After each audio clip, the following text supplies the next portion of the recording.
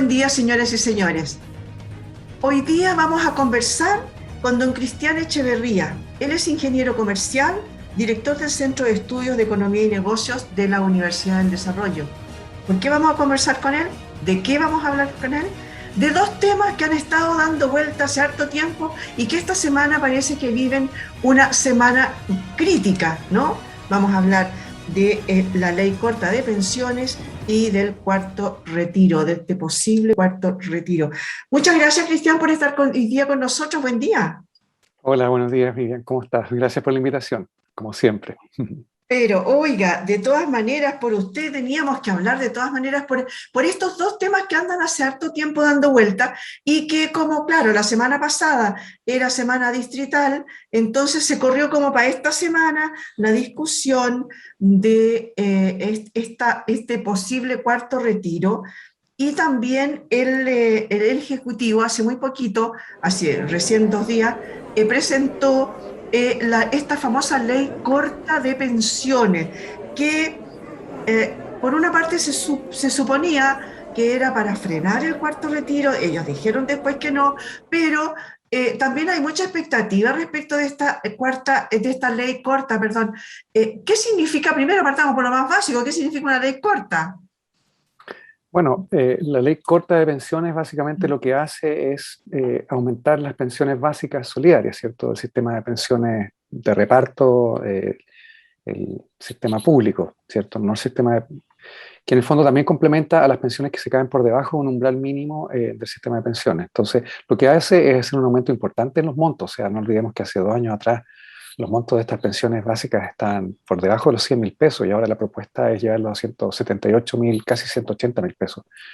Que uno podrá decir, bueno, es un poco mejor que antes, pero todavía es bajo, ¿cierto? Todos sabemos el costo de la vida en Chile, especialmente, por ejemplo, con la inflación que ha habido en lo último, desde la pandemia, Ujú. que quizás comparando con los 85, 90.000 pesos que tenía hace 2 o 3 años atrás, claro, es harto mejor, pero hay que restarle un 10% de inflación acumulada en estos 2 años, ¿cierto? Básicamente, grosso modo. Entonces, pero de todas maneras es un gran avance, un gran progreso. Ahora, tú dijiste algo fundamental y que yo creo que habría que aclarar.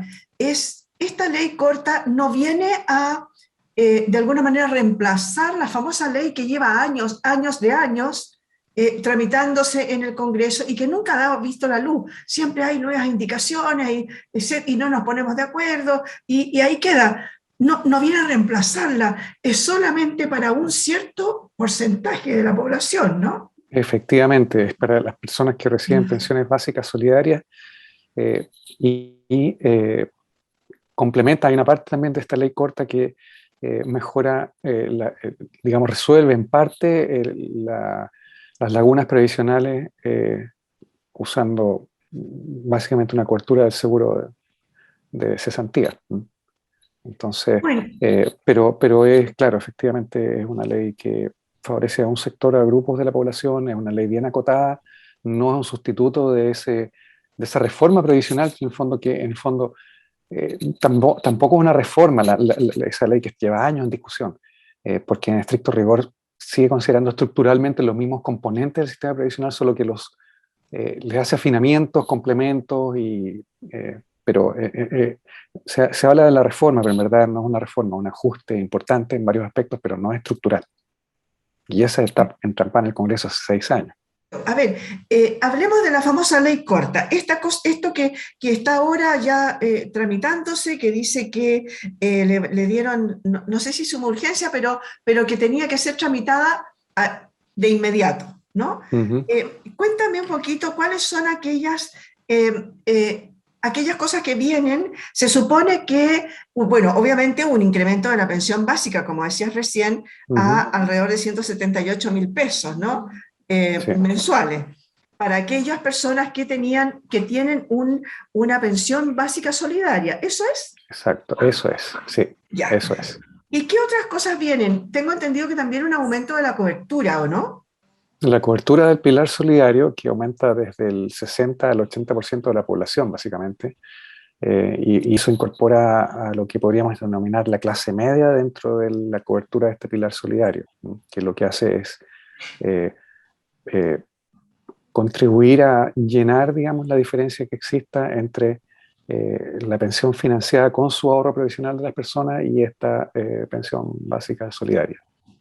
Y ese complemento, como le llamas tú, del aumento por aquello de pasar del 60 al 80%, ese incremento, ¿de cuánto es? ¿Hasta cuánto llegaría? Por decir, no sé, hay un tope. Suponte, no sé, yo tengo una pensión de, no sé, voy a inventar, 250.000 pesos, está por sobre los 178. ¿Igual Sí. me llegaría a mí un complemento de mi pensión?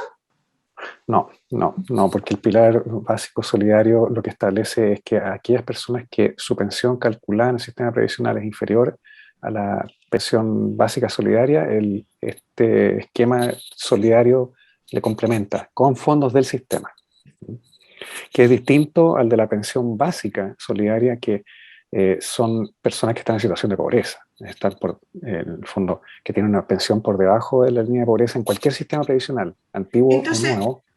Entonces no entiendo por qué dices tú que podría incluirse a la clase media, una persona que gana, que tiene una pensión, por ejemplo, con sus propios medios, de 250.000 pesos hoy día, pero no estaría incluida en este grupo. Lo que ocurre es que los beneficiarios de la pensión básica solidaria son personas en situación de pobreza, porque sus ingresos están por debajo de la línea de pobreza. En cambio, hay personas que, aunque su pensión sea baja, de acuerdo a esta línea de mínimo de la pensión considerada como mínimo aceptable, puede que sus otros ingresos hagan que no califiquen como personas en situación de pobreza, que no estén por debajo de la línea de pobreza en sus otros ingresos. Pero Entonces, de alguna manera también cubriría entonces a la gente de la clase media. claro, por eso se dice que cubre a personas de clase media, porque Al- no son al- al- necesariamente pobres. Es como el IFE, ¿no? Que creció del 60 al 80% de la población. Exactamente, sí. Ya. Otra cosa que tú dijiste también es el tema del seguro para las lagunas previsionales. Cuéntanos un poquito de qué se trata eso y el seguro de invalidez también tengo entendido. Eh, a ver, el detalle no lo conozco en detalle, la verdad, Ujú. pero el principio sí que es eh, eh, que el sistema de seguro de cesantía va a utilizar parte de sus fondos acumulados para cerrar lagunas previsionales de los trabajadores en periodos en los cuales no cotizaron al sistema previsional en general. Y eso les mejora su pie para para calificar, digamos, para calificar o optar a una mejor pensión y también optar a la pensión mínima garantizada dentro del sistema, pero que está sujeto a una densidad de cotizaciones previsionales. No es para cualquier persona, en la forma como está construida actualmente. O sea que eso debería ser un cambio que se va a producir, ¿no?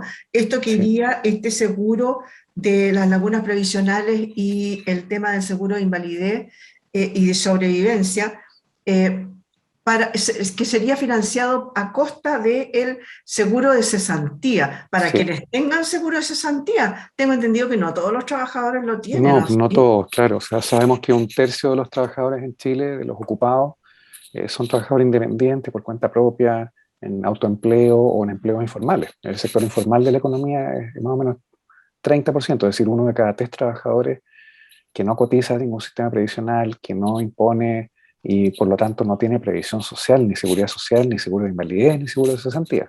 Por lo tanto, no va a tener tampoco cobertura de este seguro, porque no participa en ninguno de los sistemas de la seguridad social. Entonces, para esos trabajadores, en verdad, esto no es una solución, eso es cierto. ¿Por qué? Porque son trabajadores de una inserción o precaria del mercado del trabajo o informal, directamente. Y según tú, ¿cuál sería tu opinión, cuál sería tu forma de arreglar este tema de la cantidad de gente informal que hay, hacer un cierto incentivo a que la gente se entre al sistema? ¿Cómo podría hacerse eso? Mira, eh, es buena la pregunta. Yo creo que en el mundo tecnológico que vivimos hoy en día es posible, y antes yo creo que no era posible hace 5 o 10 años atrás, pero con la tecnología que existe, con la ayuda de las grandes bases de datos de todas las instituciones vinculadas a generación de ingresos y pago de transferencias a personas que lo necesitan, ¿ya? En el fondo, el sistema FP, el sistema de seguro estatal, digamos, el INP, ex INP, ¿cierto? Más toda la red asistencial del gobierno, se puede establecer, por decirlo así, un mecanismo en el cual las personas tuvieran una afiliación única a un sistema completo, integral, ¿cierto? De aportes y transferencias, en que hay este dar y recibir de la sociedad a las personas que... Entonces yo creo que es súper importante esto porque por el momento hasta ahora, por las deficiencias tecnológicas y por el rápido desarrollo de la tecnología ahora lo permite, pero hace 5 años atrás probablemente no, es que los sistemas eran estancos. Es decir, habían personas que recibían de la municipalidad un apoyo, del Ministerio de Obras Públicas o de Vivienda y Urbanismo, otro subsidio para la compra de vivienda. Bueno, ahora en la pandemia, del IFE, otro. Y sin embargo, si uno siguiendo por RUT, ¿ah? Esas personas deberían ser una cuenta dentro de un sistema público de asistencia a la población permanente, en que las personas, toda fuente de ingreso que generen, quede registrado, ¿cierto? O sea, incentivarlos a que en función de una afiliación a este macro sistema integrado, ¿ya? Que tendría la gran ventaja, además, de que hay mucha fuga de recursos en Chile. Hay personas que reciben por uno, dos o tres lados distintos, y si uno sumara todo lo que reciben, con certeza no serían beneficiarios de una buena parte de esos subsidios. O sea, yo sé y me consta de muchas personas que están mejor ahora que antes de la pandemia y nunca necesitaron ayuda del Estado, ¿ya? Y reciben ingresos felizmente, ¿cierto? Pero nuestro país no es un país rico. Entonces hay mucha dilapidación de recursos por esto de los compartimentos estancos entre muchas instituciones que supuestamente deberían recaudar un poco cuando las personas generan ingresos y también compensar cuando las personas sus ingresos percibidos caen por debajo de estos mínimos aceptables para la sociedad. Entonces yo creo que ha llegado el momento y creo que estamos a puertas de que algo así ocurra. Y eso sería súper interesante porque nos permitiría tener un sistema de seguridad social integrado en que se integran los ingresos y las transferencias, como digo yo, para un cómputo agregado en el fondo, en que también pasa que hay personas que se caen de la mesa y nadie sabe por todo este tema de los compartimentos estancos, porque son informales completamente. Entonces, Claro. ponerle incentivo a todo ciudadano en Chile, en el momento en que, no sé cuándo, pero a lo mejor puede ser temprano, desde el nacimiento, toda persona debería tener una cuenta en el sistema de pensiones y de seguridad social consolidado, integrado. El concepto de hogar, que es bien ubicuo, bien difícil de, ¿cierto?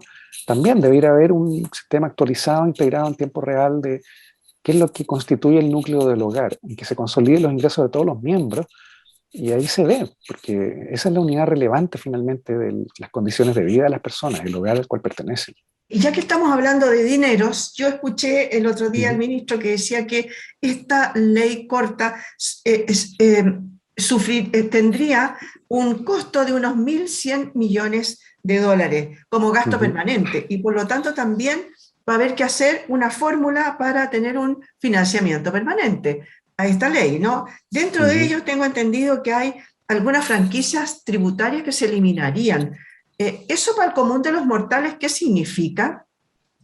Bueno, para el común de los mortales significa que, o sea, están tratando el gobierno de eliminar todas esas franquicias tributarias que son fugas de recursos a quienes no los necesitan, ¿ya? Y que no se justifica actualmente y que antes quizás en tiempos pretéritos pueden haberse justificado. Entonces, pero para el promedio de las personas yo creo que o sea, las franquicias tributarias en general operan en lo grueso para las empresas, por distintos incentivos a la inversión, a los modos de inversión, a las depreciaciones, ¿cierto? A los repartos de utilidades, si son reinvertidas o no, en los food y esas cosas que se han ido de a poco desactivando a través del tiempo. Entonces yo creo que va absolutamente en la dirección correcta, porque nuestra economía es una economía ya de ingresos medios altos, de acuerdo a la clasificación internacional del Fondo Monetario y de lo que nos ven los analistas internacionales. Y ya hace rato dejamos atrás el momento en que era necesario sobreincentivar a las empresas para que vinieran a este país, en el fondo, al final del mundo, en un continente, ¿cierto?, turbulento, que sigue siendo turbulento en nuestro barrio, y nuestro país, claro, tuvimos un estallido social, pero igual estamos, pese a todo, porque hasta en las economías avanzadas hubo estallidos sociales en los últimos 2 o 3 años, hubo más de 40 estallidos sociales en el mundo, o sea, no es como un fenómeno medio global. Pero eso no es razón para pensar de que Chile sigue siendo una clase de país que estamos en una etapa de desarrollo en la cual muchos incentivos a la inversión y a las empresas que antes se justificaron porque la inversión, claro, es una fuente importante del crecimiento de un país y en una economía de alto riesgo, con bajos niveles de ingreso, con riesgo político, veníamos saliendo de dictadura, en fin, varias cosas juntas.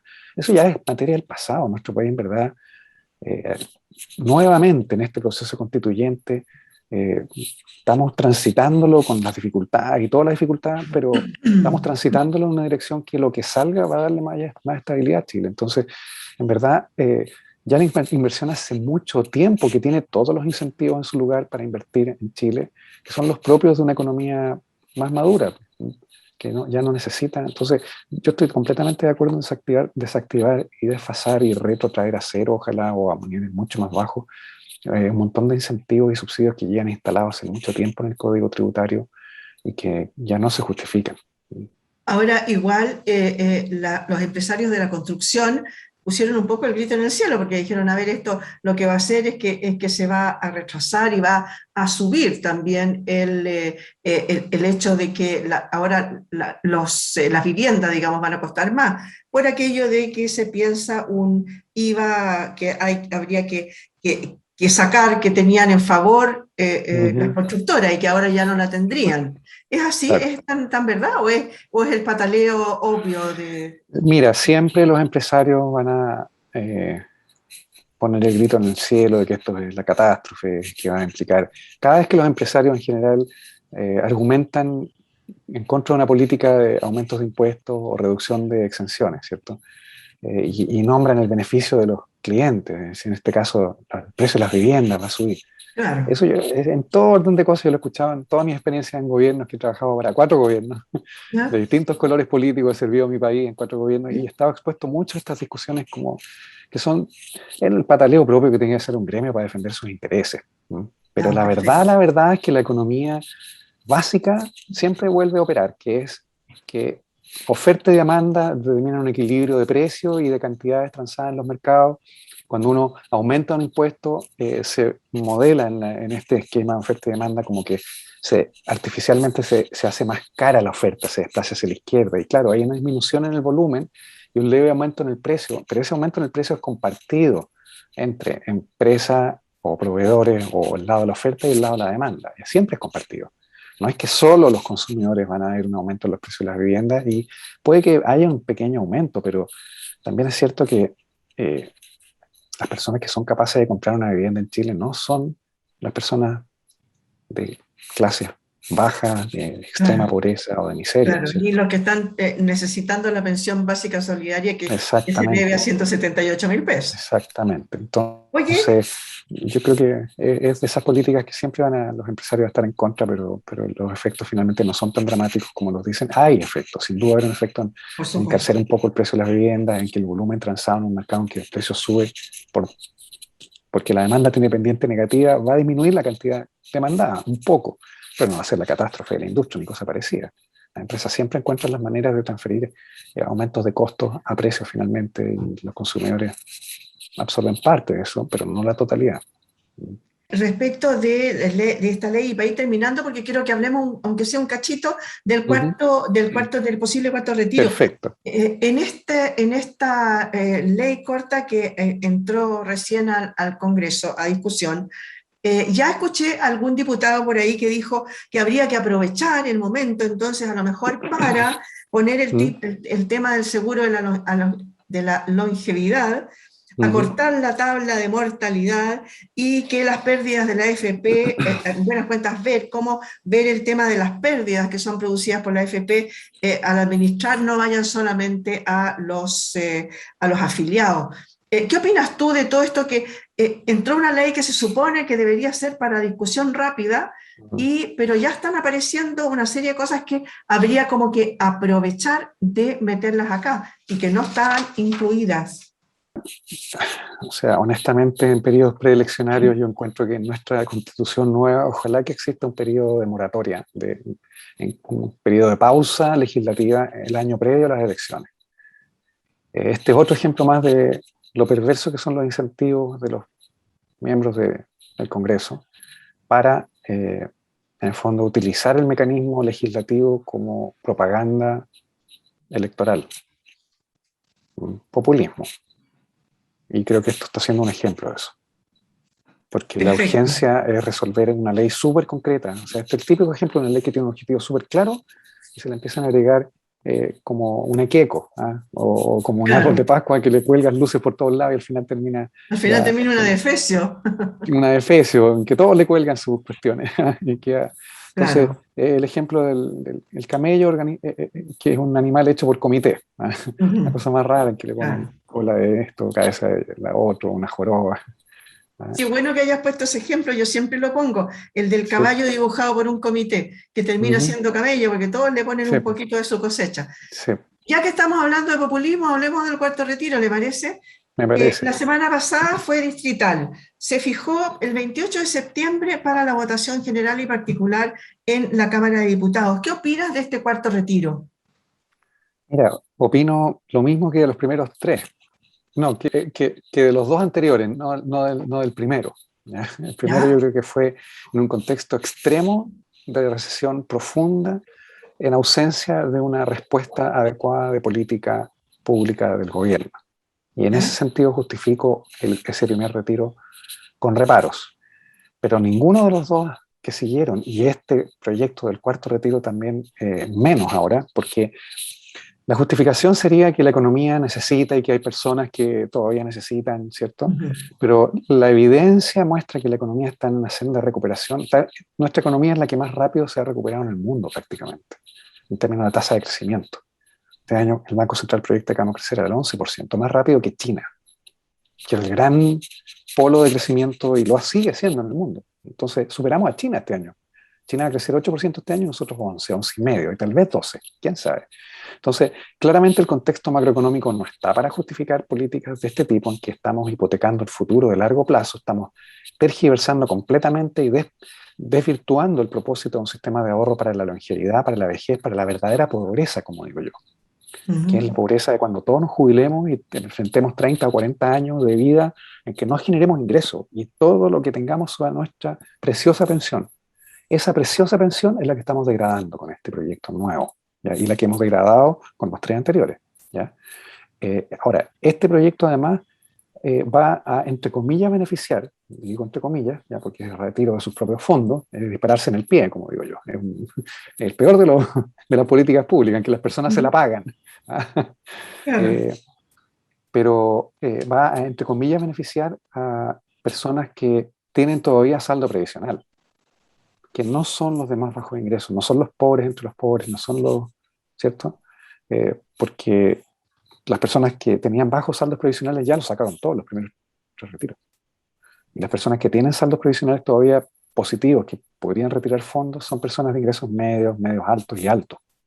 Y que lo han hecho. O sea, de hecho, Seguro. no, la evidencia muestra, es decir, prácticamente el 99% de los afiliados retiró fondos en los tres retiros Y anteriores. muchos de ellos lo hicieron para pagar deudas, pero muchos de ellos también lo hicieron para a lo mejor invertirla de nuevo. O sea, más o menos entre un cuarto y un tercio de los fondos retirados fueron depositados inmediatamente en la cuenta 2, que es de libre disponibilidad, que la puedes retirar en cualquier Perfecto. momento. O sea, la gente Pero mantuvo, perdona, pero que tiene la misma rentabilidad de la cuenta uno. exacto, la misma rentabilidad, pero te da la flexibilidad de la liquidez de que puede hacer hasta 24 retiros en el año, en cualquier Claro. momento, sin previo aviso. Entonces, en el fondo la gente, eso muestra que hay personas que retiraron sin necesitarlo y que lo tienen ahí y que eventualmente, pucha, lo van a mantener dentro del sistema por un rato, pero probablemente lo van a gastar.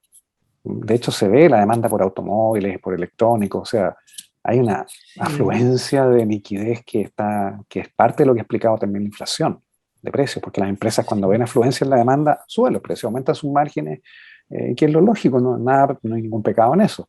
Claro, Es la claro. lógica comercial de estar en negocios, digamos, pero tiene resultado inflacionario. Entonces, en el fondo, mira, yo creo que es una súper mala política. O sea, de hecho, es una antipolítica, por donde se lo mire. Perfecto. No hay Oye, justificación económica sí, ni momento económico. va a producir, va a producir a lo mejor más inflación y va a producir el desfonde absoluto de muchas personas que no van a tener ni un peso en No, su... y el peligro que hay es que ya están hablando del retiro, de que el próximo proyecto le dice al retiro del restante 50%.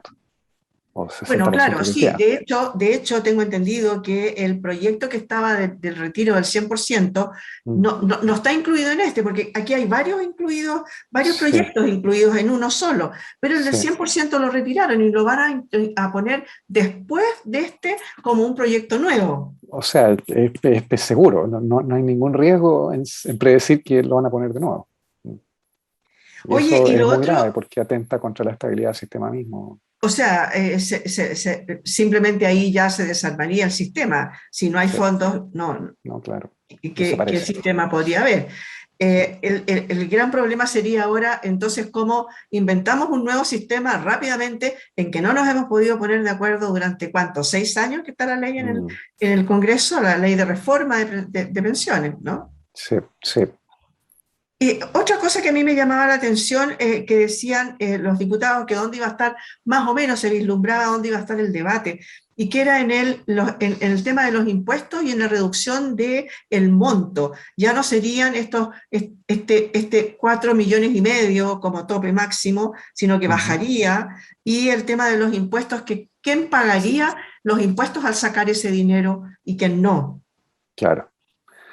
Bueno, en estricto rigor, todos los retiros deberían haber pagado impuestos en proporción de los ingresos del global complementario de las personas. Por supuesto, Sí. las personas de ingresos bajos habrían pagado cero, las de ingresos medios y medios altos, la tasa que les corresponde, la marginal, digamos, como es. ¿M? En realidad Entonces, benefició a los demás altos ingresos. claro, fue absolutamente regresivo eso. Benefició más a los de más altos ingresos, o sea, es como la antítesis de lo que quisiéramos nosotros, porque queremos nivelar la mesa, ¿cierto? Queremos reducir la desigualdad, no aumentarla. Y Claro. esta política Bueno, lo que hace es aumentarla. y los otros que se quedan fuera también son los de las rentas vitalicias, que tengo entendido que también entonces sería centro del debate de esta discusión, ¿no? Que viene ahora. Efectivamente, tal como lo fue en el tercer retiro, y que la Asociación Internacional de Aseguradoras interpuso demandas y requerimientos y Sí. acciones, digamos, ante el G20, ante el gobierno de Estados Unidos y varios foros internacionales. Y ahora, de nuevo, digamos, está el tema de las rentas vitalicias dando vueltas, que también serían sujetas de estos retiros, que por esencia lo que está haciendo es una violación de contrato, es una Exacto. expropiación, así de Claro. simple. Es una Sí, expropiación, como esta. sí. Exacto. Y Oye, eso tiene costos para todos nosotros. muy cortito para Ujú. terminar, explícame brevemente por qué esta crisis de Evergrande nos está, a nosotros nos podría llegar eh, no sé, a golpear fuertemente. A ver, Evergrande es una empresa gigantesca, un conglomerado en China muy importante, en miles de millones de dólares de patrimonio y de acción en el mercado, cuyo giro central es construcción y que se entró en problemas financieros por lo que siempre entra en la empresa en problemas financieros, que es sobreendeudamiento, un modelo de negocio muy apalancado en deuda, que dependía mucho de un crecimiento fuerte y claro, producto de la pandemia, un segundo golpe fuerte, porque el primero fue la crisis subprime, y la empresa está en una eventual, al borde de una cesación de pago o incumplimiento de varias obligaciones financieras con bancos y con bonos esta semana. Ahora, es una empresa que, claro, el rubro construcción demanda cobre y es importante en los mercados mundiales porque China compra la mitad del cobre físico en los mercados mundiales. O sea, podríamos decir que China es la mitad del comprador del cobre que vendemos nosotros, ¿ya? Así de importante. Y el sector construcción siempre es un sector muy importante en demanda de cobre porque se sabe que hay más o menos 160 kilos de cobre en cada vivienda construida en promedio en China. ¿Eh? Entonces, es cuestión de multiplicar cuántos millones de casas al año se construyen y Sí, cuántas sí. toneladas, millones de toneladas. Pero yo creo que el efecto no va a ser tan grande. Aún es que depende de cómo se resuelva esto, porque puede que entre en cesación de pago y en una reestructuración con sus acreedores y es un proceso largo que puede tomar 1 o 2 años, ¿cierto? Y que no tendría grandes consecuencias. Vimos que la TAM eso es lo que hizo durante la pandemia, reestructuró su deuda con los Claro. acreedores y ahí está, nos generó.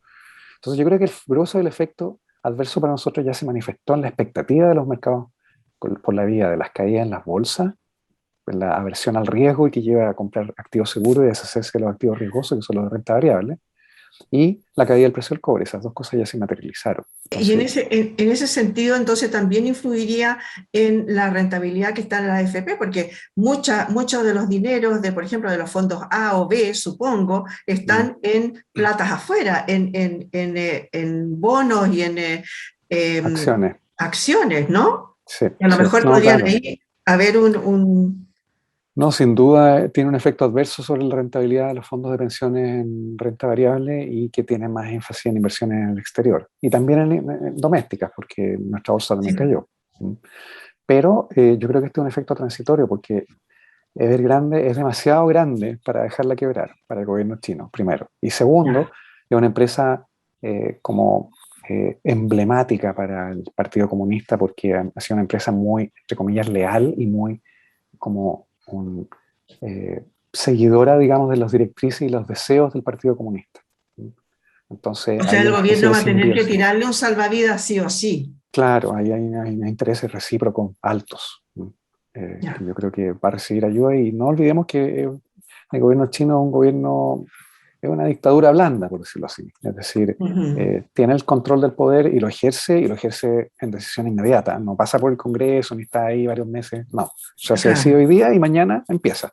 claro, Y claro. así ha sido en momentos críticos que ha habido en la economía china en los últimos 30 o 40 años, en que sorprende la capacidad de acción que tiene el gobierno chino para salir de los problemas por su capacidad de maniobra rápida y en gran escala, con Exacto. todos los Sí. recursos. Son Entonces yo como creo que disciplinados.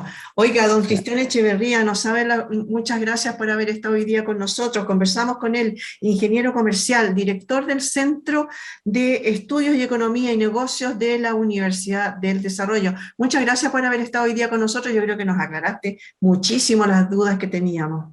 muchas gracias, Miriam. Que estés bien. Igualmente, muchas gracias a ustedes también, señoras y señores, por haber estado hoy día con nosotros. Esto fue En tiempos de coronavirus. Muchas gracias por haber estado hoy día con nosotros.